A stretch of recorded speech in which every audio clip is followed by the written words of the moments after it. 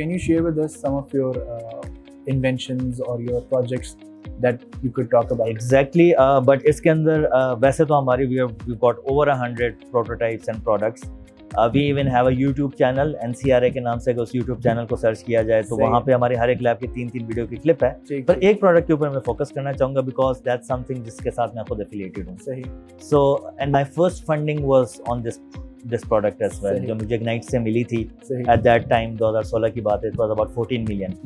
और now we have actually commercialized it and that's a below upper limb amputated के लिए, below elbow amputation के लिए हमने एक प्रोस्थेटिक लिम्ब डेवलप किया. अच्छा. And that is commercialised now. I mean there are 8 people in Pakistan जिन्होंने खरीद के हमारा बाजू वो इस्तेमाल कर रहे हैं. सही. ठीक है. So that's one of the success stories that we pitch. और दैट बीइंग सेड, हमारी जो हर एक लैब है उनकी एक अपनी स्पिन ऑफ कंपनी है. So they have a commercial front end वहाँ से वो ये कमर्शलाइजेशंस कर रही हैं. सही. हम इंडस्ट्रीज़ के साथ मिलकर काम कर रहे हैं. We are working towards certain solutions जो कि इंडस्ट्रीज़ को चाहिए. कुछ हमने उनके लिए चीज़ें डिज़ाइन भी की हैं और मैन्युफैक्चर भी की. मतलब डिमांड बेस्ड कुछ आप लोगों की रिसर्च भी है कि Exactly. और डेवलपमेंट भी है. एग्जैक्टली. ठीक. मतलब कुछ प्रोजेक्ट्स हैं जो कि आप लोगों ने इनिशिएटिव लेके किए और कुछ ऐसे हैं जो कि आप इंडस्ट्री में देखते हैं कि इंडस्ट्री वाले कहते हैं आपसे कि हमें इन एरियाज में ज़रूरत है रिसर्च और डेवलपमेंट की. यस. तो ये प्रोजेक्ट्स जो हैं आपके, ये यानी कि आपने सिर्फ डेवलप नहीं किए बल्कि आप कमर्शलाइज भी कर रहे हैं. हम कमर्शलाइज यानी इंडस्ट्री और सोसाइटी और world at large is now benefiting from these projects. Exactly. सही. So let's come back to the जो आपने बताया जो एम्पुटेटेड के लिए आप इस प्रोजेक्ट का नाम क्या है? We call it myoprosthetic upper limb upper limb और myolimb. So it's basically if someone has lost their hand or Yes. arm, so now they would have a mechanical arm to basically go about their normal lives. Exactly. तो मतलब उसके ऊपर कोई success stories आके people are using it and they're satisfied with the Yes, product. they are satisfied. इसमें हम AFRM के तावन के साथ कर रहे हैं. AFRM यानी Armed Forces Institute Yes, of Rehabilitation Medicine. So basically आपके जितने भी amputees हैं, they normally go to the hospital. जी बिल्कुल. और वो हमारे इसमें पार्टनर्स भी हैं. अच्छा. So हम जो अपना लिम्ब है हम AFRM वालों को दे रहे हैं और AFRM उनको लगा के दे रहे हैं. अच्छा. इसके अंदर जो सॉकेट होता है वो किसी सब्जेक्ट के साइज के लिहाज से होता है. ठीक है. वो AFRM बना के दे रहा है. और जो मैकेनिकल डिज़ाइन है, जो इलेक्ट्रॉनिक्स है, जो सेंसर है, वो हमारा डिज़ाइन है. अच्छा. और जो अच्छी बात है वो ये है कि इट्स नॉट कि आपका बस बाजू ऑटोमेटिकली बंद या खुल रहा है. आपके मसल से सिग्नल उठाया जा रहा है. अच्छा. So from the active muscles there is sensors installed और उससे हम सिग्नल उठा रहे हैं और काम कर रहे हैं. इसमें सर्जरी रिक्वायर्ड नहीं होती सिर्फ? No, it's a non invasive. It Variable fits type on है, fit on आपकी कर जिस दिया. पोजीशन ऑफ द मसल की हमें रिक्वायरमेंट होती है, ठीक है. वहाँ पे सेंसर प्लेस हो जाता है. देन उसी के कॉन्ट्रैक्शन से जस्ट लाइक मैं अगर अपने मसल से अब नॉर्मली हाथ को एक्टिवेट कर रहा हूँ तो यहाँ के मसल से हम आपके उस बाजू को एक्टिवेट करते हैं. But another plus point from this thing is, जिससे मैंने अभी थोड़ी पहले बात की कि एवरीथिंग इज बीइंग इम्पोर्टेड. सो एक तो ये होता है कि आप चीज़ें करके उसको असेंबल करके आपने एक रोबोटिक सिस्टम बना दिया. But now we are also concentrating on कि नहीं, ये जो छोटी छोटी चीज़ें जो कि हम पाकिस्तान में बना सकते हैं हम वो बनाएं. कंपोनेंट्स और raw materials locally components as well. So जो EMG सेंसर जो कि मैं पहले बाहर से इंपोर्ट कर रहा था, we have now developed our own EMG sensor. It's made in Pakistan product. उसकी जो बैटरीज थी जो कि हम बाहर से इंपोर्ट कर रहे थे, उसका भी BMS डिजाइन करके अभी हम सेल्स के साथ इनकेसिंग बना के हमने अपना बनाना शुरू कर दिया. So now we are moving to those little components जो कि हम यहाँ पे बनाना शुरू करें, हम लोगों को देना शुरू करें. And it's the little things that matter. Exactly. छोटी चीजें करके ना, मतलब you are actually saving a lot of money of the national exchequer. Yes, the main purpose is to bring the price down ताकि वो affordable हो. Let's talk about the School of Interdisciplinary Engineering and Sciences. It's one of those projects that one of another, would say a crown jewel in your long list of achievements. So what can you tell about the School of Interdisciplinary Engineering and Sciences? Because it is a very unique concept. When I heard about it, when I researched on it, so it's a school perhaps one of its kind in Pakistan, I would say. What does the school offer at NUST, and for our audiences, what programs, what labs, what do we actually do there? So it's a very important question, because it was my passion project until I took charge of NCDC.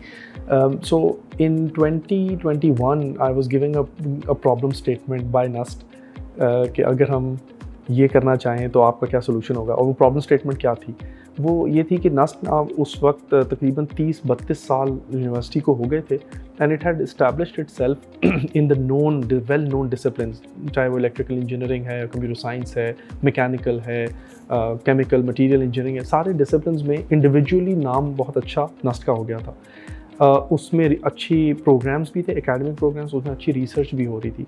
But if you look at the international trends, तो वहाँ जो cutting edge research है, जो impactful research है ना, वो boundaries of disciplines पर होती है. कि जहाँ एक प्रॉब्लम को सॉल्व करना होता है तो उसमें मुख्तलिफ डिसिप्लिन्स की नॉलेज मिल के वो problem end to end solve हो रही होती है. यू पिक अप एनी और let's say most of the papers जो कि हाई एंड नेचर में पब्लिश होते हैं, साइंस में पब्लिश होते हैं, you see different discipline people coming together to solve a big problem. So therefore ये एक हम इंटरनेशनल ट्रेंड देख रहे थे कि जो रिसर्च है वो बहुत इंटरडिसिप्लिनरी पिछले कई सालों से हो रही थी. इसके साथ साथ जो प्रोग्राम्स हैं, उन प्रोग्राम्स में भी जो एक डिसिप्लिन से हट के कुछ और डिसिप्लिन्स के भी कोर्सेज इंडस्ट्री डिमांड कर रही थी कि even if it's let's say civil engineering programme, they need to have some knowledge of computing, some knowledge of artificial intelligence, etc. और फिर इसके साथ साथ कुछ ऐसे डिसिप्लिन्स खुद विद टाइम प्रोड्यूस हो रहे थे कि उनमें मुख्तलिफ डिसिप्लिन्स का कॉम्बिनेशन था. So both from an academic programme point of view and from the research point of view हम ट्रेंड्स देख रहे थे कि इंटरडिसिप्लिनरी की तरफ जा रहे हैं. सो अब तो प्रॉब्लम स्टेटमेंट ये थी कि नस्ट के इकोसिस्टम में हम इन दोनों चीज़ों को कैसे एड्रेस कर सकते हैं कि हम ऐसा एक प्लेटफॉर्म दें कि वहाँ इंटरडिसिप्लिनरी एकेडमिक प्रोग्राम्स ऑफ़र हो सकें, और नंबर 2 कि वहाँ इंटरडिसिप्लिनरी रिसर्च प्रमोट हो. कि you can also think it of in this way कि अगर हमारे नस्ट के जो 19-20 स्कूल्स हैं वो वर्टिकल पिलर्स हैं, तो कोई ऐसी चीज़ हो सकती है जो इनको हॉरिजॉन्टली कनेक्ट करे आपस में. So this was the concept which was thrown at me and एक कहा गया कि इसका solution propose करें. So I really contemplated, strategized for about 2 weeks and then I presented कि this is my idea. So I coined the name as well, Science School of Interdisciplinary Engineering and Sciences. और उसमें हमने यही जो problem statement के 2 parts थे कि this would be the school where all interdisciplinary programmes would be offered. और वो किस तरह, वो by utilising the resources of the existing schools, कि वहाँ की फैकल्टी रीयूज़ हो रही होगी, वहाँ की रिसोर्सेज रीयूज़ हो रही होंगी, but we can offer much better program by combining the strengths of the schools from the science platform. Let me give you an example कि हमने पहले साल में ही masters in climate change and sustainable development का program approve कराया और launch किया, and the response was very good. अब ये program is a combination of 5 schools, because आपको पता है कि climate change is such a broad topic. उसमें एनर्जी का एस्पेक्ट भी है, उसमें सोशल साइंसेस का एस्पेक्ट भी, उसमें एग्रीकल्चर का एस्पेक्ट भी, उसमें एनवायरनमेंट का एस्पेक्ट भी, और उसमें कंप्यूटेशनल और आर्टिफिशियल इंटेलिजेंस का एस्पेक्ट भी है. तो नस्ट के पास लकीली ये 5 डिसिप्लिन्स मौजूद थे in different schools. So we propose कि इन्हीं 5 स्कूल्स को मिला के एक ज़बरदस्त प्रोग्राम लॉन्च किया जा सकता है. और it was accepted by HEC and we launch, and the response in the first year was even so good. और इस साल मुझे पता चला कि और बहुत अच्छा रिस्पॉन्स आया. सो ये एकेडमिक प्रोग्राम वाली साइड है. जो दूसरी साइड रिसर्च की मैंने बताई, उस रिसर्च में what we did was we selected research labs from the different schools and brought them under one roof. So typically her school में अपनी अपनी research labs होती हैं ना, तो हमने साइंस में एक ऐसा जगह उनको प्रोवाइड की कि we collected about 30 research labs from 11 NUST schools at one place. So imagine कि हर research lab के 1 या 2 PIs हैं, और वो एक ही जगह पे मिलते हैं, बातचीत करते हैं, they brainstorm new ideas, they work together and come up with novel research जो फिर publish भी होती है और फिर वो industry को transfer भी होती है and so on. इसके साथ साथ the third element, so science basically has 3 elements. One was academic programs, number 2 the research labs, number 3 was industry also. कि industry भी end-to-end solution मांगती है कि हमें ये प्रॉब्लम है सॉल्व करें, और वो प्रॉब्लम मोनोडिसिप्लिनरी टिपिकली नहीं होती. ठीक है. तो वो science naturally became the place कि वहाँ इंडस्ट्री को भी इंगेज किया जाए. So the third element which you can now see physically in science is the presence of industry. और वो इंडस्ट्री वो है जो रिसर्च और डेवलपमेंट करती है इन्हीं लैब्स के साथ मिल के. सही. So that's what we conceived in about very short span of time, or it's moving very well. It has actually provided a model for other universities to follow, I would say. We get visitors from foreign countries, and when they see it, so even they praise what we have achieved in a very short span of time. What are the practical implications of Internet of Things in your field of study? How does it happen? अच्छा, पहले मैं आपको बताना चाहूँगी कि मैं inspire क्यों हुई और मैंने ये इस टेक्नोलॉजी पे काम करना क्यों शुरू किया। Yes, please. Yes. अच्छा, इस सबसे बड़ी देखिए इस टेक्नोलॉजी की खासियत ये है कि it is an interdisciplinary field, ठीक है। इसमें बहुत सारे डिसिप्लिन्स आते हैं, इसमें एम्बेडेड सिस्टम्स आता है, इसमें AI है, इसमें आपके पास डेटा एनालिटिक्स हैं, डेटा साइंस आ जाता है, उसके बाद फिर वेब डेवलपमेंट है, विजुअलाइजेशन है डेटा की, तो बहुत सारे अमेलगमेशन है ये डिफरेंट डिसिप्लिन्स का। फिर जैसे मैंने आपको बताया कि मेरी शुरू से ख्वाहिश थी कि मैं वो इलेक्ट्रिकल इंजीनियर बनूँ, तो वो अभी तक वो कहीं ना कहीं वो एलिमेंट जो है ना वो रहता है, तो उस चीज़ को भी सेटिस्फाई करने के लिए I automatically got attracted toward this technology and then I started working in that area. जहाँ तक आप इसके इम्पैक्ट की बात करें, IoT का जो इम्पैक्ट है, अगर मैं आपको बताऊँ कि जो इकोनॉमिक ग्रोथ है इस टेक्नोलॉजी के साथ जो एसोसिएटेड है, वो अब जैसे मैकेंसी एक कंपनी है अमेरिकन, जो कि बड़ी बड़ी जो टेक्नोलॉजिकल इंडस्ट्रीज़ होती हैं उनके बारे में ये बिजनेस इनसाइट्स देते हैं। वो लोग कहते हैं कि $1 ट्रिलियन है इन फॉर एग्जांपल 2030 में, कहते हैं कि जी बिलियन या ट्रिलियन जो डिवाइसेस हैं वो आपस में इंटरकनेक्टेड हो जाएंगे and they will be online. तो अब इस बात से आप इसका जो पोटेंशियल है वो आप एनालाइज कर सकते हैं कि कितना बड़ा है। और सबसे ज़्यादा इम्पॉर्टेंट चीज़ है कि ऑटोमेशन में जो है वो IoT का बहुत बड़ा रोल है, क्योंकि जब तक चीज़ें आपस में इंटरकनेक्टेड नहीं होती हैं, when they don't collaborate, when they don't share their experiences, उस वक्त तक obviously you can not optimise the system and you can not automate the system to their full potential. Smart cities की जहाँ तक हम बात करते हैं तो बहुत ज़्यादा पोटेंशियल है इस टेक्नोलॉजी का। इनफैक्ट इसके बगैर तो हो ही नहीं सकती है, क्योंकि जब तक आपको डाटा अवेलेबल नहीं होगा, जिस चीज़ को आप कनेक्ट करें, सेंसर्स को लगा रहे हैं, वो जब तक डाटा सेंड नहीं करेंगे over the internet without using this technology, then smartness can not be achieved. Yes. Somebody who are very plain like me, who doesn't understand mechanics and engineering that much. So how would to a person like me you'll explain the functionality of the biomechanics lab? बहुत ही आसान अल्फाज में। इसका outcome क्या है, इसका फायदा किस इंडस्ट्री को है? That's exactly what I'm saying. क्योंकि जाहिर है जो रिसर्च हो रही है, बिल्कुल, जब तक उसका इंडस्ट्री को फायदा नहीं है तो I don't think so there is a whole concept of knowledge economy going on here. अच्छा, there could be multiple stakeholders in this, right? Because biomechanics is entirely, as I said, it's an interdisciplinary field, right? So if I just pen it down, like mechanics is from the machines and the bio is from the life. So machines that can facilitate life. So the bigger perspective is like human life, of course. So इसमें जो perspective है कि हमने human life, human performance को improve कैसे करना है। पाकिस्तान में आपको पता है स्पोर्ट्स का भी बहुत ज़्यादा एक रवाज है, क्रिकेट का रवाज है बहुत ज़्यादा, और क्रिकेट का ही रवाज है। Fitness is something of course ज़्यादा स्कोप जितनी भी biomechanics is more related to the fitness as well, और इसमें हेल्थ केयर में आप बहुत सारी चीज़ें और भी कर सकते हैं। लेकिन अ लॉट ऑफ स्कोप जो मेजर स्टेक होल्डर, जो आप इंडस्ट्रीज़ की बात कर रहे हैं, तो उसमें PCB can be a huge stakeholder in this, क्योंकि PCB को इस वक्त ऐसे एक्सपर्ट्स की ज़रूरत है जो कि प्लेयर्स के मसल्स और बोन्स की परफॉर्मेंस को मैप कर सके quantifiably using these high resolution cameras and our numerical analysis methods. उसका फ़ायदा क्या है? That's exactly. We can actually, इसका फ़ायदा सबसे बड़ा ये है कि आपने देखा होगा हमारे स्पोर्ट्स में जितने भी प्लेयर्स हैं वो साल या चंद माह से ज़्यादा रिटेन ही नहीं हो पाते हैं। That's where the preventing injuries come in. Exactly. तो हमें उनको रिटेन करना है, हमने उनकी कंडीशनिंग करनी है, उनकी ट्रेनिंग करनी है, मेक श्योर करना है कि दे survive in the game. So after injury हमारा प्लेयर तो एक लंबी रिहैब में चला जाता है, जो बाहर के मुल्क में आने जाने में वो एक मेंटल हेल्थ का भी शिकार हो जाता है, उसके भी वो अलग से चैलेंजेस आ जाते हैं। तो why not having something with in Pakistan जो कि उनके मसल्स और उनके जो बोन्स की हेल्थ है उसके क्वान्टिफाइबल मेजर्स दें by using mechanical engineering methods and the mathematical models as well, and then educate them how you can increase your performance by every person has a capability. आप ये जो बाहर bridges देख लें, ये घर बनते हैं, दीवारें और ये बहुत सारे बड़े बड़े स्ट्रक्चर्स, इन सब के सेफ्टी फैक्टर्स होते हैं।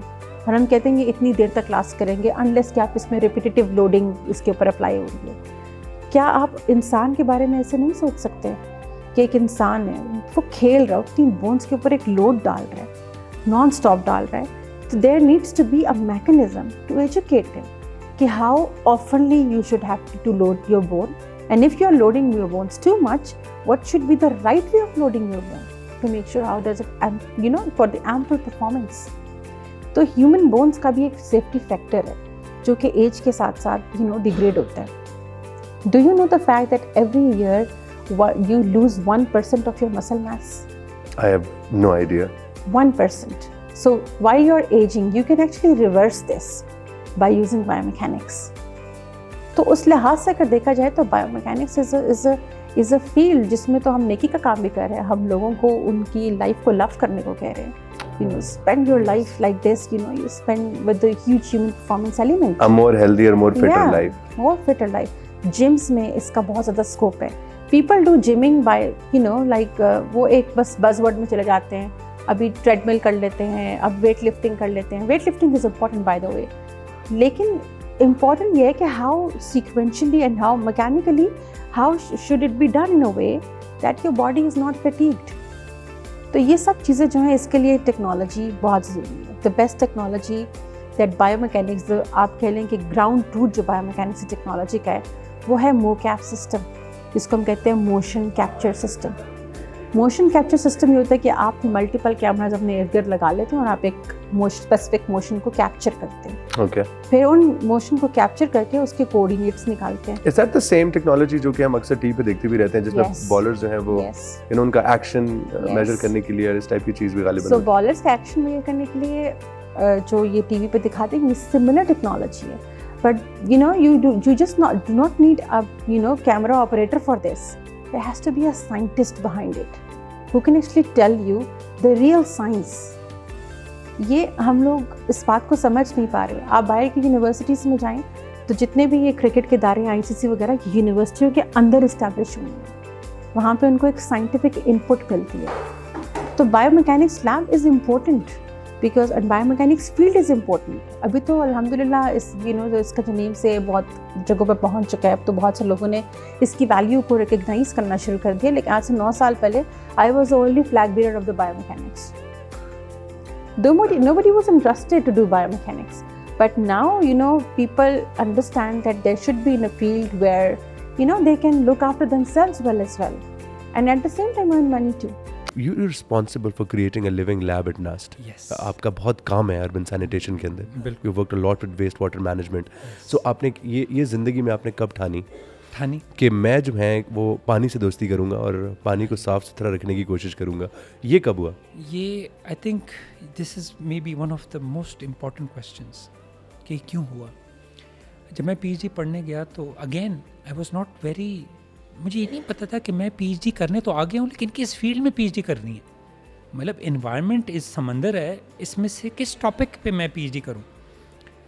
तो मेरे PhD supervisor, Professor Vishwanathan, who was a Sri Lankan, and he was a membrane technology expert in AIT.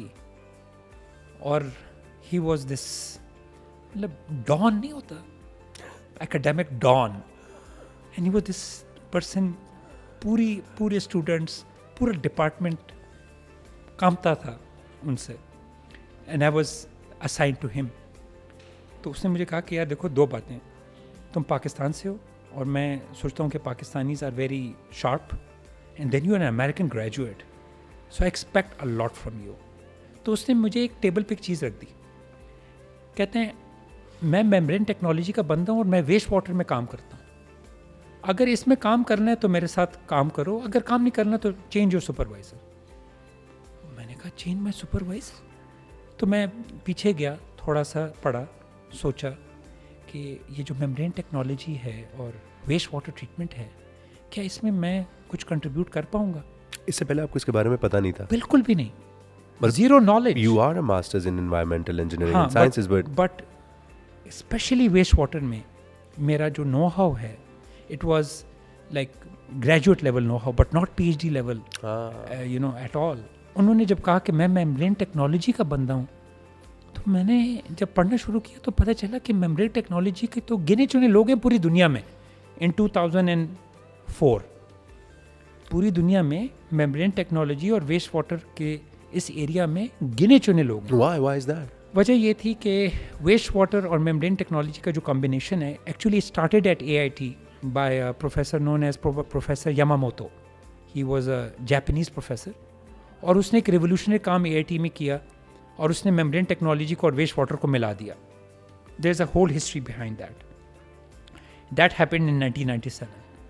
तो जब मैं 2004 में गया तो मुझे किसी ने कहा कि भाई ये प्रोफेसर यामामोतो ने ये काम इधर ही किया है जहाँ पे आप पढ़ने आए हैं। So this was relatively very new. Yes. कुछ साल हुए थे उसको। कुछ साल 6-7 साल पुरानी बात थी। What you're telling us that this actually got discovered at Malaysia. At AIT, Thailand.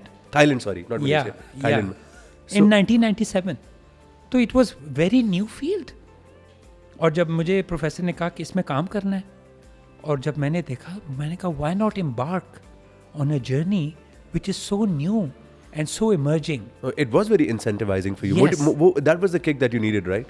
और वो किक मुझे मिला कि एक तो मुझे बहुत दबंग किस्म का सुपरवाइजर मिला who was like all out either आर और पार। और सेकंड ये कि जब मैंने उस फील्ड को समझा तो मुझे लगा कि हेयर्स एन अपॉर्चुनिटी। हाँ, तो यहाँ से मेरी इंस्पिरेशन स्टार्ट हुई।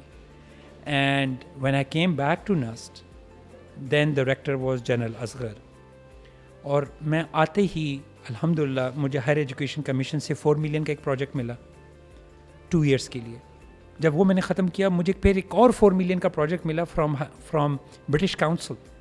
And you know what, I collaborated with Oxford University in the UK. So for me कि अब मैं ऑक्सफोर्ड भी जाऊंगा to have an interaction with academics in Oxford. Oxford में पढ़ा नहीं लेकिन वहाँ के academics से अब बात होगी। Oh, that is just brilliant. तो ऑक्सफोर्ड जाने का मौका मिला। ऑक्सफोर्ड में मैंने अपने PhD स्टूडेंट को भेजा। ऑक्सफोर्ड की कहते हैं कॉरिडोर्स में फिरने का मौका मिला। So you know it was all that amazing journey. तो जनरल असगर को जब ये पता चला कि एक यंग सा असिस्टेंट प्रोफेसर है, कभी HEC से ग्रांट लेके आता है, कभी ब्रिटिश काउंसिल से, कभी कहता है कि जी मैं ऑक्सफोर्ड यूनिवर्सिटी के साथ कोलैबोरेशन भी कर ली है नस्ट की। Who is this guy? तो उन्होंने मुझे बुला लिया दफ्तर में, जिस तरह जर्नल्स होते हैं, कहते हैं इरादे क्या है? मैंने कहा सर अभी मैं बस लैब स्केल पे काम कर रहा हूँ। कहते हैं यार क्या ख्याल है एक फुल स्केल प्लांट ना लगा लें? और मैं एकदम मेरे पाँव तले ज़मीन निकल गई।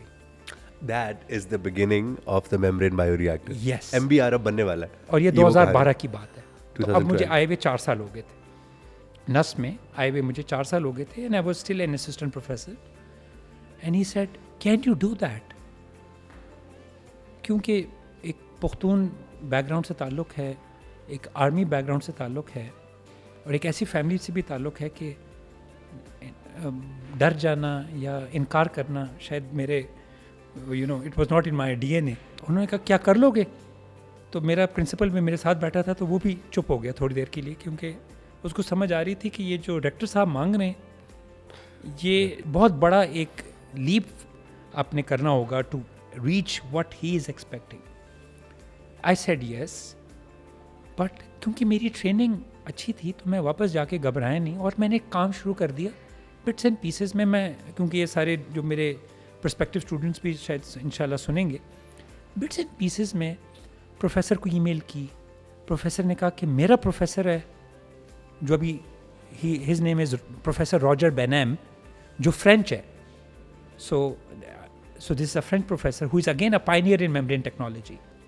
आई call him my academic grandfather. और मैंने उनको ईमेल की कि सर इस तरह की opportunity, can you help me? And he sends me a reply कि सैमसंग कॉरपोरेशन इन साउथ कोरिया एक मेम्ब्रेन मैन्युफैक्चरिंग उन्होंने शुरू किया है, तो क्या ना हम उनको ना कह दें कि आपको मेम्ब्रेन्स फ्री ऑफ कॉस्ट दे दे? Free of cost. Doc, I am gonna stop you right there. आप उस वक्त ढूंढ रहा था कि मुझे मेम्ब्रेन्स देगा कौन? यस एग्जैक्टली, मैं दैट्स माय क्वेश्चन ना कि जरा आपने कहीं ना कहीं से तो आपने कुछ मटेरियल मंगवाना है। और मैं चाह रहा था कि मैं पे ना करूं, मैं कह रहा था कि मुफ्त में काम करवाना है जितना भी करना है, मतलब जितना हो सकता है। Very courageous of you because ये आसान तो नहीं है। तो एक असिस्टेंट प्रोफेसर जो नस में जॉब करता है, और प्रोफेसर रॉजर बेनैम जो पूरी दुनिया उनसे बात करने के लिए तरसती है, उसने अपना शफकत का हाथ मेरे ऊपर रखा, मतलब रिमोटली, और उसने कहा कि yes I will help you. Where did your lives cross with Dr. Roger? Because आपके तो, if your story tells us कि Dr. Vishwanath was your mentor. Supervisor, और ये उसके सुपरवाइजर थे। ओह अच्छा, ठीक। मैं वही कहूँ कि where does your paths cross? वो मुझे समझ नहीं आ रही थी कि। हाँ, तो ये उनके सुपरवाइजर थे। Okay, now yes, please continue. तो उसने कहा कि यार ये तो ज़बरदस्त है, और नस्ट में और पाकिस्तान में MBR, मतलब एशिया में MBR नहीं है, एशिया की किसी यूनिवर्सिटी में MBR नहीं है। The whole of Asia, except for Thailand. Thailand is Asia, right? नहीं, मैं साउथ एशिया की बात कर रहा हूँ, अच्छा, स्पेशली yes. सार्क कंट्रीज की बात कर रहा हूँ। Okay, ठीक है, sorry. फार ईस्ट की नहीं। तो उसने कहा यार ये पाकिस्तान जहाँ पे वेस्ट वाटर नाम का ट्रीटमेंट प्लांट के नाम पे कोई चीज़ ही नहीं है आजकल, and you want to have an MBR full scale in NUST, तो मैं फुली सपोर्ट करूँगा। And that's how I got into Samsung Corporation, और उन्होंने कहा कि आपको $30,000 की मेम्ब्रेन्स हम फ्री ऑफ कॉस्ट देंगे। तो एक चीज़ तो टिक हो गया कि 30,000 की मेम्ब्रेन्स आप फ्री में आएंगी। सर, अगर आप इकोनॉमिक्स ना परस्यू करते तो what was your plan B? What would have been the alternative career that you would have opted for? मेरा ख्याल में भी ये जो इकोनॉमिक्स के प्रोफेशन में आना जो था, ये मेरा ख्याल प्लान C मैं कहूँगा, B भी नहीं कहूँगा। सही। इसीलिए मैंने कहा ना कि this is accident of history, जिसको मैं कहूँगा। सही। मैं क्रिकेट खेला करता था बहुत ज़्यादा, और स्कूल डेज से मैंने क्रिकेट खेलना शुरू कर दिया था, और काफ़ी मैं फर्स्ट क्लास क्रिकेट खेल रहा था। सही। उस ज़माने में 2 बड़े ट्रॉफ़ी मैच हुआ करते थे पाकिस्तान के लेवल पे। एक होता था कायद आज़म ट्रॉफ़ी और एक होता था BCCP ट्रॉफ़ी। सही। वो उस ज़माने में PCB नहीं होता था, बल्कि ये BCCP होता था, board of cricket control board of Pakistan. सही। तो एक BCCP पैटर्न ट्रॉफ़ी होता था, एक कायद आज़म ट्रॉफ़ी होता था। 2 बड़े मैच होते थे, और इसमें PIA का टीम जो थी वो ऑलमोस्ट पाकिस्तानी क्रिकेट टीम हुआ करती थी। ठीक है। ये सारे हनीफ मोहम्मद, सादिक मोहम्मद, जो आप नाम सुनते हैं, ये सब PIA से खेलते थे। ठीक है। तो मैं ईस्ट पाकिस्तान से खेलता था, तो मैं ईस्ट पाकिस्तान के क्रिकेट टीम में आ गया था। सही। तो फिर मैंने उस वक्त एक ईस्ट पाकिस्तान की अंडर-19 क्रिकेट टीम भी बनी। ठीक है। और उनका मैच हुआ लाहौर अंडर-19 से। सही। जिसमें हमारे फॉर्मर प्राइम मिनिस्टर जो थे, बिल्कुल, वो लाहौर अंडर-19 में खेल वो रहे थे। लाहौर अंडर-19 से खेल रहे थे। बिल्कुल नए यंग से थे, बिल्कुल। लाइन और लेंथ उनके सही नहीं थी। अच्छा। तो स्पीड था उनका ज़्यादा। सही। और वसीम हसन राजा कैप्टन हुआ करते थे। सही। Rameez Raja was 12th man, if I recall. अच्छा। हाँ, 12th मैन होता था। 12th मैन होते थे। सही। तो मैंने ईस्ट पाकिस्तान से खेला। सही। तो मैं क्रिकेटर बनना चाहता था। सही। बॉटम लाइन ये है कि मैं क्रिकेटर बनना चाहता था, और काफ़ी आगे तक परसू कर रहा था क्रिकेट को कि अब मैं बन जाऊंगा। मुझे मेरे फादर जो थे वो भी एक तरीके से, उनकी भी मतलब ये कि वो भी चाहते थे कि अगर मैं बन सकता हूँ टेस्ट क्रिकेट में तो मैं बन जाऊँ। सही। तो वो अक्सर मैच भी आके देखा करते थे। अच्छा। ये खासकर वो जिस वक्त पाकिस्तान PIA से मैच जब हो रहा था हमारा, तो वो ढाका स्टेडियम में वो मौजूद थे। अच्छा। और उन्होंने देखा कि मेरा बेटा ये हनीफ मोहम्मद, सादिक मोहम्मद और सलीम अल्ताफ़, आसिफ मसूद, वसीम बारी इनके साथ खेल रहा है, तो बहुत खुश हुए। तो लेकिन फिर वो ईस्ट एंड वेस्ट पाकिस्तान अलग हो गया। मेरे फादर असल में पुलिस सर्विस में थे। सही। And he was posted in Dhaka, सही, वेयर आई वाज बोर्न। सही। तो वो फिर जब हालात ख़राब होने लगे ईस्ट एंड वेस्ट पाकिस्तान के, तो उन्होंने अपना ट्रांसफ़र वगैरह करा लिया। सही। तो जब हम आ गए पाकिस्तान में, वेस्ट पाकिस्तान में, बाद में 71 के बाद पाकिस्तान हो गया, तो कराची यूनिवर्सिटी में भी मैंने खेलना शुरू कर दिया, दाखिला जब मेरा हो गया था। ठीक। लेकिन एक मर्तबा संडे में कराची में बहुत मैच हुआ करते थे। ठीक है। बहुत होते थे मैच, ग्राउंड भी बहुत होते थे। अब तो सारे ग्राउंड ख़त्म हो गए, अब प्लाजा बन गए सब। उस ज़माने में काफ़ी ग्राउंड हुआ करते थे, और एक वक्त में आप देखें कि 6-6, 7-7 मैच हो रहे होते थे। अच्छा। तो मैं जिस टीम से खेल रहा था, तो जब वो मैच मैं आउट हो गया जब, तो मैंने कहा कि देखते हैं कि साथ वाले मैच ग्राउंड में क्या हो रहा है, कौन खेल रहा है। तो मैं वॉक करता हुआ दूसरे ग्राउंड में चला गया। वहाँ कोने में खड़ा हो गया, मैं देख रहा था कि एक बच्चा बहुत ज़बरदस्त तरीके से खेल रहा था। उसके बैटिंग का तरीका, मैं बड़ा इम्प्रेस हुआ। मैं बहुत देर तक खामोशी से उसको देखता रहा और ये इवेल्युएट करता रहा अपने आप को कि क्या मैं इस तरह से खेलता हूँ। बहुत सोचने के बाद मैं इस नतीजे पे पहुंचा कि मैं इस छोटे से बच्चे के बराबर भी नहीं खेल सकता हूँ। ठीक है ना। तो मैंने किसी से पूछा कि ये बच्चा कौन है। उन्होंने कहा कि जावेद बियादाद है इसका नाम। अच्छा, ज़बरदस्त। मैंने क्या उसकी उम्र है? कहता है कि तेरा 14 साल है। 14 साल ठीक है। बताया उसने। मैंने कहा 14 साल में अगर ये इतना बेहतर खेल रहा है तो मैं तो 20-22 का हो चुका हूँ। तो मैं तो कभी इस लेवल पे पहुँचते पहुँचते मैं तो वैसे ही रिटायरमेंट हो जाती थी उस ज़माने में। देन आई डिसाइडेड कि मेरे ख्याल में अब मैं टेस्ट क्रिकेट बन नहीं सकता। मेरे वालिद साहब मुझे बार बार ये कहते थे कि now this is the time that you should decide whether you want to pursue as a career as a cricketer और एज या पढ़ना है तुमने। तो उस वक्त मैं फिर अपने आप को जब एवेल्युएट किया कि मैं अब टेस्ट क्रिकेटर नहीं बन सकता हूँ इस पाकिस्तान में। मुझसे बहुत अच्छे अच्छे लोग हैं जो भी बहुत यंग भी हैं। तो मैंने फिर ये फैसला किया कि नहीं, अब मैं एजुकेशन की तरफ तवज्जो दूंगा। ठीक है। तो क्रिकेट ऑफ द स्क्रीन हो गया। तालीम की तरफ तवज्जो देनी शुरू कर दी। मेरे वालिद साहब की वो ख्वाहिश थी कि वो पुलिस सर्विस में थे, तो मैं CSS के इम्तहान दूँ और पुलिस सर्विस में आऊँ। सही। तो उस ज़माने में अलग अलग इम्तहान हुआ करता था। पुलिस सर्विस का अलग PSP होता था, वो फॉरेन सर्विस का PFS होता था, पाकिस्तान फॉरेन सर्विस। तो कहते मुझे कहा कि तुम PSP ऑफिसर बनो। पता नहीं समहाउ मेरा कोई इंटेंशन नहीं हो रहा था उस तरफ। तो मेरे वालिद साहब की बहुत कोशिश के बावजूद मैं उस लाइन पे जा ही नहीं सका। मैंने परसू किया, उसके बाद मुझे स्कॉलरशिप मिल गया कनाडा जाने के लिए मास्टर्स के बाद। तो मैं कनाडा चला गया, वहाँ से मास्टर्स किया, फिर वापस आके मैंने Pakistan institute of development economics join कर लिया 79 में। और फिर 83 में मुझे PhD के लिए स्कॉलरशिप मिला यूनाइटेड नेशन का। तो आई landed in university of Pennsylvania, वहाँ से मास्टर किया। फिर PhD मैंने जॉन्स हॉपकिंस से किया। सही। तो मेरे जो थीसिस के सुपरवाइज़र थे वो एक नोबेल लॉरिएट थे। अच्छा। Lawrence Klein. उनको 1980 में नोबेल इनाम मिला था। जिस फील्ड में उनको नोबेल इनाम मिला था वो था मैक्रो इकोनोमेट्रिक मॉडल। ठीक है। मैंने कहा कि मैंने भी यही फील्ड कुछ चुनना है। ठीक। तो मेरी PhD की थीसिस भी यही थी।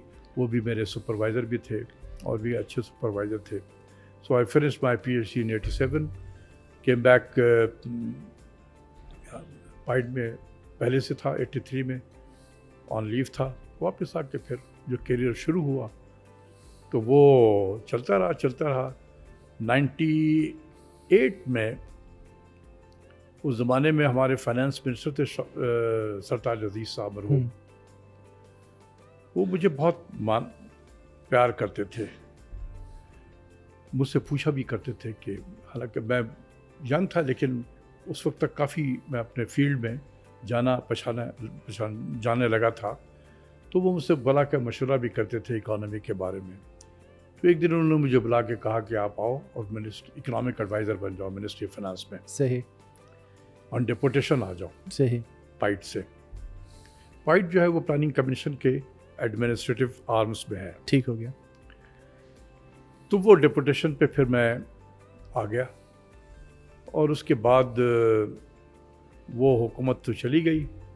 फिर जनरल मुशर्रफ साहब की हुकूमत आई। तो मैंने ये मुनासिब समझा कि ये जो लोग मुझे लेकर आए थे सरताज अजीज़ साहब और कुछ लोग थे, वो तो सब चले गए। तो अब जो नई टीम आई है, आई डोंट नो एनीबडी। तो बेहतर है कि मैं वापस चला जाऊँ। तो मैंने उस वक्त के जो फाइनेंस मिनिस्टर थे, आ गए थे शौकत अजीज साहब, उनको मैंने कहा कि देखें, आप नई टीम आई है आपकी, तो you have every right to bring your own economic adviser. तो मैं ऑन डेपुटेशन हूँ, तो I would like to go back to my parent institution PIDE में। तो उस वक्त तक फिर वो उनको अंदाज़ा हो गया था कि मैं कुछ शायद ठीक काम कर रहा हूँ। सही। उन्होंने कहा कि भाई देखें, मैं फैसला नहीं कर सकता हूँ कि आप जाएंगे या नहीं जाएंगे। You have to talk to general Musharraf साहब, जो उस वक्त के चीफ एग्जीक्यूटिव थे। बिल्कुल। मैंने कहा सर, जनरल मुशर्रफ साहब से मैं क्या बात करूँगा, यू आर माई बॉस। कहते नहीं, वो मेरे बॉस हैं। तो मैं अपने बॉस से बगैर पूछे आपको के बारे में नहीं कह सकता हूँ, हमें 2-3 दिन टाइम दिया। तो फिर मैंने कहा ठीक है। फिर एक दिन बुला के उन्होंने कहा कि प्रेसिडेंट साहब है सेट कि जी आप नहीं जा सकते। सही। उन्होंने कहा है कि यही तो टाइम है, अब वक्त काम करने का है, तो अब आप जा रहे हैं। तो फिर मैं जो रुका, तो फिर 2009 में एंड ऑफ फरवरी में जब चेंज ऑफ गवर्नमेंट हुई, तो मैंने कहा कि अब मेरे ख्याल में अब नई हुकूमत आ गई है, नए लोग आ गए हैं, ये अपनी टीम लाए, हमने अच्छा काम कर लिया है। तो ये फिर मेरा सफ़र जो है, मुझसे पहले यहाँ डॉक्टर अथर मकसूद साहब जो थे, बिल्कुल, वो पढ़ा रहे थे ऑलरेडी। सही। तो अथर मकसूद ने कहा कि आप क्यों नहीं नस्ट में आ जाते हैं। फिर मैंने देखा कि उस वक्त हफीज़ पाशा साहब एक थे, ठीक है, वो भी बड़े पाए के इकोनॉमिस्ट हैं। वो यूएन से रिटायर जब हुए, तो उन्होंने बेकन हाउस नेशनल यूनिवर्सिटी में पढ़ाना शुरू कर दिया। ठीक। इशरत हुसैन साहब गवर्नर स्टेट बैंक थे, बिल्कुल, वर्ल्ड बैंक में भी उन्होंने वक्त गुजारा था। ऐसे ही है। तो जब वो स्टेट बैंक से हटे, तो वो IBA में के डायरेक्टर बन गए, वो भी टीचिंग में आ गए। बिल्कुल ऐसे है। तो मैंने कहा कि ये तो बड़ा अच्छा है कि आपने जो इतना एक्सपीरियंस हासिल किया है, डेफिनेटली उसको जाके स्टूडेंट तक पास ऑन करे, यंगर जनरेशन को। बिल्कुल, ये सारी किताबों में तो नहीं मिलेंगी जो हमने देखा है। बिल्कुल ऐसे ही। तो दैट वाज द मोटिवेशन। बिल्कुल। तो this is how I landed in NUST. अच्छा, आपके ज़रा नस्ट में तजर्बात ज़रा हम कह लेंगे 2 तरह के हैं। एक तो आप एज अ स्टूडेंट यहाँ पे आपके पास एक्सपीरियंस है, and then you became a faculty member, एक आपके पास वो एक्सपीरियंस है। तो आप ज़रा अपना स्टूडेंट का एक्सपीरियंस बताएं नस्ट में कैसा रहा, and then as a faculty member when you join NUST in 2010 I think so you have join NUST, so वो कैसा रहा आपका एज अ फैकल्टी मेंबर? हम जो ख़ास तौर पे जो बड़ा नॉस्टैल्जिक और बड़ा ब्यूटीफुल टाइम है जो स्टूडेंट के तौर पे हमने गुजारा, और I was in college of EME, अपने मैकेट्रॉनिक्स इंजीनियरिंग में मेरी बैचलर्स थी, और उसमें ये था कि हमारा ना काइंड ऑफ एक बड़ा क्लोज्ड, इस तरह हमारे चारों जो डिपार्टमेंट होते थे उसमें जेंटलमैन कैडेट्स भी होते थे, उसके अंदर पेइंग कैडेट्स जो होते थे जो प्योरली आर्मी में जा नहीं रहे होते थे लेकिन पार्शली उनकी ट्रेनिंग उस तरह की आ रही होती थी, और उसमें नस्ट स्टूडेंट्स भी उसमें होते थे। तो एक अमलगम था which is a very kind of, हम समझे कि कॉम्प्रिहेंसिव, और आपको मुख्तलिफ किस्म की जो, क्योंकि हर बंदा कोई फिजिकल ट्रेनिंग से ज़्यादा गुजर रहा होता है, कोई सिर्फ एकेडमिक्स में उसमें कर रहा होता है, और वो आपको एक उसमें फ्लेवर मिलता है। सेकंड थिंग ये थी कि इसमें एक जो एनवायरनमेंट इतनी वेल निट थी कि क्रॉस डिपार्टमेंटल हमारा इंटीग्रेशन बहुत अच्छा था, क्योंकि मेरी बचपन से हॉबी थी computer programming. I was I think in 5th grade, जब मैंने पहली दफ़ा अपने बड़े भाई को देख के, वो प्रोग्रामिंग करते थे तो मैंने देख के प्रोग्रामिंग शुरू की, तो मेरी एक हॉबी थी। तो मेरा कंप्यूटर डिपार्टमेंट के साथ भी बड़ा गहरा ताल्लुक उस वक्त भी रहता था। मैं एज अ हॉबी इन चीज़ों को प्रैक्टिस करता रहता था, उनके स्टूडेंट्स के साथ भी हमने क्लब्स में भी बैठ के और सॉफ्टवेयर कॉम्पिटिशन में पार्टिसिपेट करना।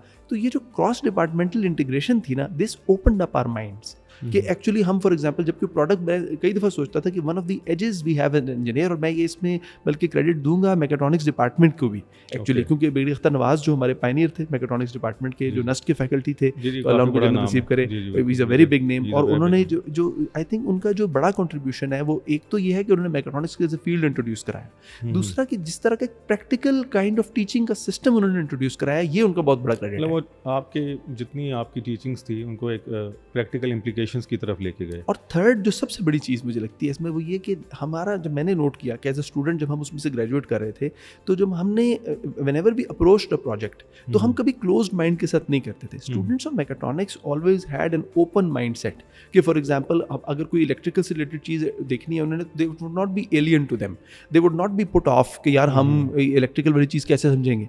उन्होंने उसकी भी थ्योरी क्योंकि पढ़ी होती है, उसको प्रैक्टिस किया होता है, तो दे टेक इट कि ये भी मेरा फील्ड है। उन्होंने एक ओपन एनवायरनमेंट रखा कि ताकि हर Exactly. जगह से जितने भी स्टूडेंट्स हैं वो सीख लें। एग्जैक्टली एक उन्हें ट्रेन ऐसे हाँ। किया आप लोगों को। असल में जो चीज़ एकेडमिक्स में लोग अक्सर नहीं समझते वो ये है कि नहीं, अल्लाह ताला ने इल्म के अंदर कोई बाउंड्रीज नहीं बनाई। इल्म एक समंदर है, उस ऐसे समंदर ही। में पानी कहीं से कहीं फ्लो कर रहा है, आप उसमें कहीं सेंटर हो, आप कहीं और से निकल सकते हैं। इसीलिए देखिए ना, जिस तरह एआई का फील्ड है, तो एआई में उसकी एप्लीकेशंस, उसकी एप्लीकेशन हर चीज़ में है जो हमारे इर्द गिर्द आती है। आजकल तो मैथमेटिक्स जो एरिया है वो क्या हर चीज़ में नहीं है? हर चीज़ में है। आप इवन बायोमेडिकल चीज़ों के मैथमेटिकल मॉडल बना सकते हैं जो प्योर मेडिकल चीज़ें हैं, आप एग्रीकल्चर के बना बेस ही सकते हैं। आपकी मैथमेटिक्स से आ रही होती है Exactly. तमाम चीज़ों की। फिजिक्स हर चीज़ में एप्लीकेबल Physics होती है। तो applicable है। असल में इल्म जो है ना, इल्म बाय नेचर ऐसी चीज़ है जो कि इंटरकनेक्टेड है। तो आप किसी भी एक डायरेक्शन से एंटर हों और यू कीप लर्निंग। अगर आप अपने माइंड को ओपन रखें और आप एक खुद पढ़ने की और एक एफर्ट करने की उसमें आदत रखें, तो आप किसी भी नई चीज़ को सीख सकते हैं। और ये आई थिंक वो प्राइमरी चीज़ है जो कि हमारे जो स्टूडेंट्स नस्ट में एंटर हो रहे हैं या जो स्टूडेंट नस्ट में पढ़ रहे हैं उनको याद रखनी चाहिए कि studying in a specific field doesn't mean कि आप उसमें फिक्स हो गए हैं। और आपको हमेशा जो है वो कोशिश करनी चाहिए कि आउट ऑफ द बॉक्स सोचें, विद इन द बुक अपने आप को कॉन्सेंट्रेट और फिक्स ना करें। जितना आप ओपन माइंड से सोचेंगे उतनी आप तरक्की ज़्यादा करेंगे। और नोवेल्टी और इनोवेशन वो ऐसा एस्पेक्ट है जो हमारी स्कूल लेवल एजुकेशन में ऑनेस्टली बहुत ज़्यादा नहीं है कि वो उसमें किया जाए। इवन दो कि मुझे इसमें कुछ सक्सेस मिली कि मैंने अपना पहला रिसर्च पेपर अटैम्प्ट किया जब मैं 9th ग्रेड में था स्कूल में। तो वो एक डिफरेंट अप्रोच थी जिससे मेरे ख्याल से आपने न्यूज़पेपर के लिए किया था। न्यूज़पेपर्स में मैं लिखता था articles. That was I think in class 8th जब मैं था, जब मैंने पहली दफ़ा द मुस्लिम अखबार के लिए लिखा था। फिर उसमें मैं स्टोरीज भी लिखता था जो मैंने अपनी FSC के दौरान भी मेरे अस मैगजीन में, फिर न्यूज़ अखबार में भी कुछ आर्टिकल वगैरह मैं डिफरेंट अखबारों में ट्राई करता रहता था। बट ये जो मैं आर्टिकल की बात कर रहा हूँ, this was a research article, जो रिसर्च पेपर होता है। रिसर्च पेपर अमूमन ये चीज़ होती है कि आप जब साइंस के अंदर कोई नई चीज़ सोचते हैं, बिल्कुल नहीं, आपने which is not lying in your book, addition and existing knowledge आप उसमें करते हैं। तो वेक्टर एनालिसिस के ऊपर मैथमेटिक्स का एक नया अपनी तरफ से एल्गोरिदम बनाया था। I made a new theory, और उसके ऊपर जब मैंने आई केप्ट इनोवेटिंग, मैं नए आइडियाज़ बनाता रहता था। And this was the first idea जो मेरे टीचर्स ने जब देखा तो उन्होंने कहा कि ये इट्स इनोवेटिव इनफ कि ये लगता है कि एक थ्योरी है।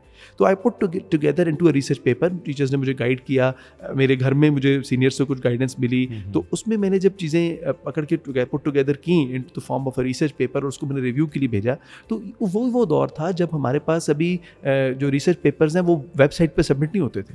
आई had to print it out. मुझे याद है 1.5 लाइन स्पेसिंग के ऊपर वो 12 फॉन्ट पे और वो टाइम्स न्यू रोमन में बना के और वो 3 कॉपीज प्रिंट करके उसके ऊपर हाथ से आपका लेटर लगता था और वो जाता था। इसीलिए मैं कहता हूँ कि my age may be less than many researchers, but my research age is more than many researchers जो लोग इसमें काम कर रहे होते हैं। बिकॉज जब मैंने पहला रिसर्च पेपर अटैम्प्ट किया उस वक्त मैं भी स्कूल में था 9th ग्रेड में, और इतने हमारे आई थिंक बड़े अच्छे रिसर्चर्स पाकिस्तान में हैं, लेकिन जो हमारे करंट यूनिवर्सिटीज में उनमें बहुत कम नंबर ऑफ पीपल ऐसे होंगे जिन्होंने वो दौर देखा है। पाकिस्तान में इतना ट्रेंड भी नहीं होगा जब आपने इस तरह ये अपना रिसर्च पेपर, हमें जर्नल पेपर्स अवेलेबल नहीं थे। जब मैंने आइडिया निकाला and I had to culminate it, मुझे बुक्स अवेलेबल होती थी। मैक्सिमम मैं किसी लाइब्रेरी में जाता था तो मुझे किताबें मिलती थी जिनमें ओल्ड नॉलेज होता था। रिसर्च पेपर्स तो मैं देख भी नहीं, मैंने तो कुछ दूसरे फील्ड्स के रिसर्च पेपर्स थे जो मैंने देखे थे, जो कि मेरे मामू थे उनके रिसर्च पेपर्स थे, मेरे फादर रिसर्चर हैं उनके रिसर्च पेपर्स थे। तो वो मैं कुड सी के रिसर्च पेपर का फॉर्मेट वगैरह क्या होता है उससे मुझे आइडिया, लेकिन उनके पेपर्स अपने फील्ड में थे, फिजिक्स में, केमिस्ट्री में, रिन्यूएबल्स में। तो मैं तो वेक्टर मैकेनिक्स और मैथमेटिक्स पे काम कर रहा था, तो I was able to put it together. But यही मैं आपको बता रहा हूँ कि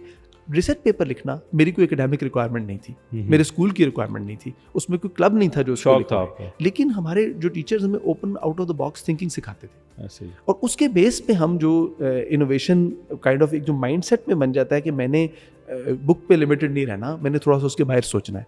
I think this has stayed with me through out my carrier of engineering. जो अपने स्टूडेंट का पूछा EME कॉलेज का, तो मेरे as a student college of EME में जो फर्स्ट एवर रिसर्च पेपर जो मैकेट्रॉनिक्स डिपार्टमेंट से निकला वो मैंने लिखा था। And this was published in 2004 in June, और इसकी जो कॉन्फ्रेंस थी वो पोलैंड में हुई और मैं उस वक्त वहाँ प्रेजेंट भी करके आया। ये तो खैर उस वक्त आपके लिए काफ़ी बड़ी अचीवमेंट होगी और काफ़ी मतलब आपके फैमिली ने भी बड़ा आपको अपलिफ्ट किया होगा वो सारा, मतलब मुझे याद है जब मैं सपोर्ट भी मिली होगी। जब तक ना हो फैमिली की और सपोर्ट सारी, ये कि वही पेरेंट्स को ये होता है कि वो इनकरेज करें बच्चे को when they think in innovative direction, क्योंकि व्हाट पीपल डोंट अंडरस्टैंड कि मार्क्स वगैरह अपनी जगह ठीक होते हैं और वो ज़रूरी है विदाउट डाउट, लेकिन अगर आपने एज लेना है ना तो मार्क्स तो बहुत सारे बच्चे अच्छे ले रहे हैं, दुनिया में तो बहुत सारी यूनिवर्सिटीज़ हैं, लेकिन कंपेटिटिव एज आपको कोई ना कोई डिफरेंट काम करके या डिफरेंट इनोवेटिव वर्क करके ही आता है। जब आप अपनी एप्लीकेशन MIT में या स्टैनफोर्ड में या टोक्यो यूनिवर्सिटी में या सिंघुआ यूनिवर्सिटी में या TUM में जमा करवाएं, तो वहाँ पे उनके पास जो कैंडिडेट्स आ रहे होंगे वो कैलटेक के भी होंगे, वहाँ बर्कले के भी होंगे,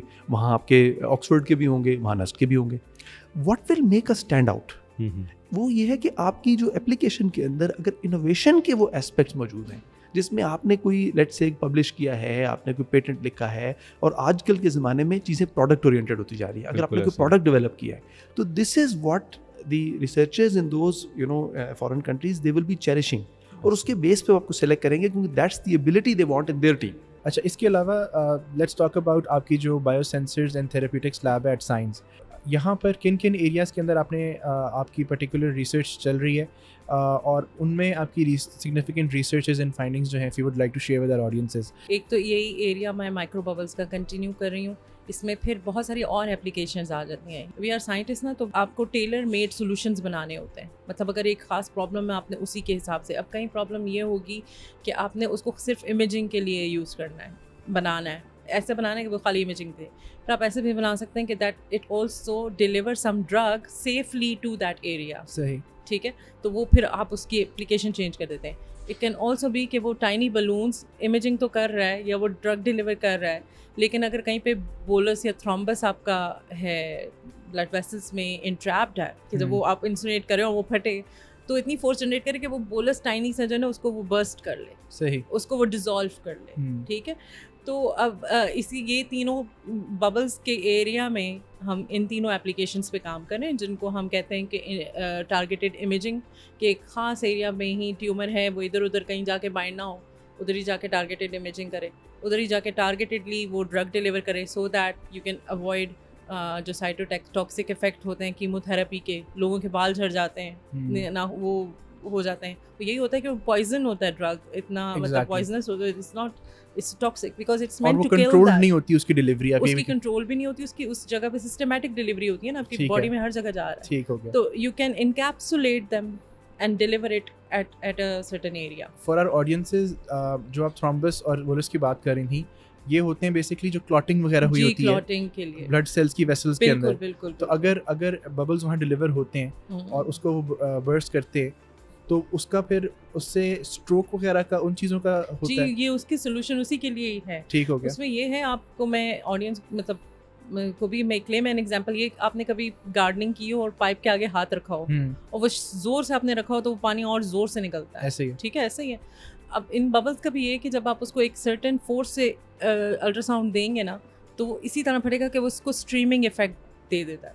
अब वो अगर आपने कहीं पे अगर जोर से पानी फर्श से मैल हटाने के लिए कर रहे हो, आप आगे हाथ रख लेते हैं कि भाई वो फोर्सली वो रिमूव हो जाए, आप ऐसे ही समझें कि आपकी जो कैपिलरीज हैं उनमें क्लॉट है, वो आप अगर वहाँ पे बबल बर्स्ट होगा from insulation, so it will dissolve that. Sahi. Now it is advantage compared to the conventional anti-clotting agent in a way, जो sonothrombolytic, इसको sonothrombolysis बोलते हैं, कि sono from sound and thrombos, कि आप थ्रोम्बो को lies कर रहे हैं, ब्रेक डाउन कर रहे हैं। तो इसका जो कन्वेंशनल से कंपैरिजन है वो ये है कि नॉर्मली जो drugs dissolving blood clotting drugs ली जाती हैं वो इंटरनल ब्लीडिंग भी कॉज कर देती हैं, वो ब्लड को इतना थिन कर देती हैं ना कि वो क्लॉट ना बनाए। सही, तो वो उसका वो फ़ायदा तो होता है, बट साथ साथ उसके अच्छे खासे टॉक्सिक इफेक्ट्स भी आ रहे होते हैं, because they can cause the internal bleeding, they can cause a lot of blood thinning that to a dangerous level. So एक something that can controlled, आप उसको इमेज देख भी रहे हैं रियल टाइम में, because ultrasound is real time, जैसे जैसे आप वो कर रहे हैं आप देख भी रहे हैं अपने सोनोग्राम पे, and you can lyse it on that area as well. Sahi. So in the bubbles area, my lab is working on bubbles, micros, biosensors, drug delivery agents, but in that particular area it is working on these conditions. In your opinion, what are the top 3 traits a person needs to have to become successful in life? In my opinion, I really believe the dedication, and it's interlinked. So I'm counting it as one. If you can't be dedicated, if you're not passionate about something you want to do, and if you are dedicated, dedication means that determinants. So 3 of dedication needs to be there. They can be prerequisite for the dedication, but second would be ethically upright. This ethically upright, it can result in the slow results. You may find yourself like, no, I'm not no more as successful, or things are not happening. But I think that if I believe so, that not think, I believe that if you're ethical, you will be successful at the end. Integrity, ethics, all of these things. So dedication, ethical integrity, professional integrity, these two things are for sure. And then resilience, bounce backing. Yeah, if you fall down, get up. If you fall down, get up. Resilience.